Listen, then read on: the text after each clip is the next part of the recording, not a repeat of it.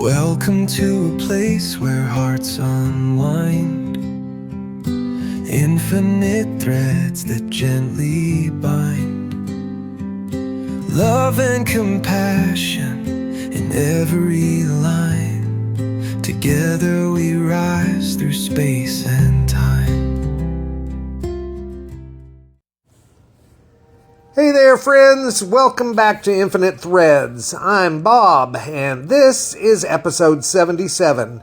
And today's episode might make you shift in your seat a little. It's a truth many of us don't like to admit, but one we all need to face if we're ever going to live fully and love truly. Now, don't panic. We are all, at some point, our own devil. Like I said, don't panic. This isn't about guilt or shame. It's about awareness. It's about honesty. And ultimately, it's about liberation.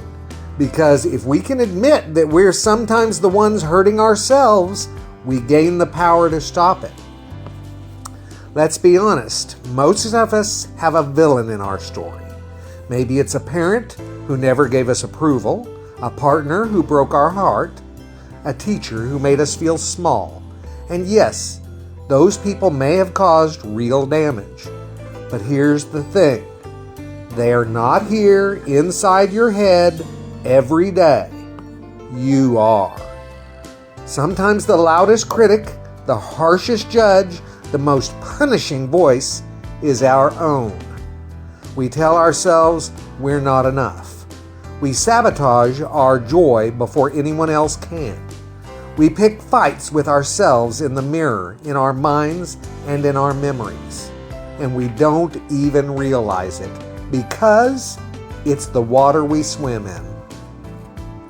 That voice, the one that tears you down, it was built somewhere. Maybe it was built from shame. Maybe from childhood trauma. Maybe from religious guilt or cultural expectation or even fear of abandonment. It's not evil. It's protective. It's the part of you that decided long ago, if I punish myself first, no one else can hurt me. But here's the problem. You can't heal when your own hands are the ones holding the whip. Most of us try to silence our inner demons by ignoring them or fighting them. But what if, instead of fighting that part of you, you sat with it? What if you said, "Hey, I see you. I know you're trying to protect me, but we don't need to do it this way anymore." That's when the shift begins, guys. Because healing doesn't come from crushing your inner devil. It comes from loving the parts of yourself that still think pain is survival. Now, let's stretch this a little further. Sometimes we're not just the devil to ourselves. Sometimes we are that force in other people's stories. That's a hard one to admit. But all of us, me included, Bob Barnett, all of us have said or done things that caused pain out of fear, out of ignorance, or out of defensiveness. And it's tempting to say, but I didn't mean to. But intent doesn't erase impact. What heals impact is ownership and change. And the amazing part? Well, when we take responsibility, we don't just free others from our harm, we free ourselves from carrying it forward. You see, we're the problem and the solution.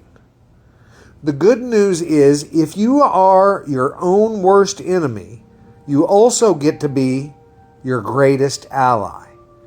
You get to change the story. You get to speak kindly to yourself.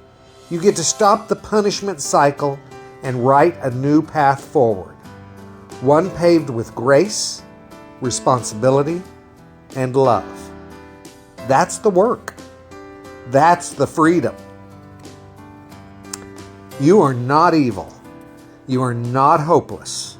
And the parts of you that still sabotage, still hurt, still fear love, they're not your curse.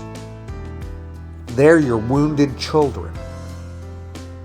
They're calling out for gentleness. So today, take a moment. Look at that part of yourself that you're ashamed of.